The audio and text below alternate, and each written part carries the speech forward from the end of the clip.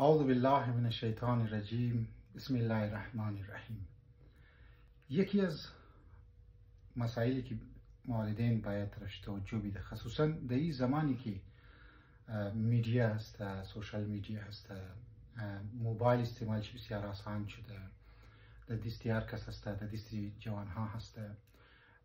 اویه که مادر پدر باید اولادهای خود را باید تایم بده که از اینا باید بازی کنه، که از اینا باید مثلا موقع زمان بود خانه بازی کنه، سنتی تریشنل بازی ها را که یاد بده شده و از این طریقه میتونه اینها را کم سے کم از این آثار بد و اثرات بدی یا منفی اثرات چی از موبایل و گیمز و غیره یا سوشال میدیا میتونیم دور بیله، یعنی میتونی دور بیلی شه.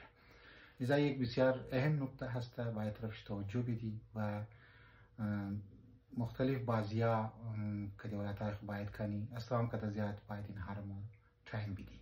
امیدوارم که والدین طرفی از این نکته حتما توجه میده و تا که از این نقصانات ویدیو گیمز و غیره و سوشال میدیا خود خورکسته محفوظ بیله. السلام علیکم و رحمت الله و برکاته.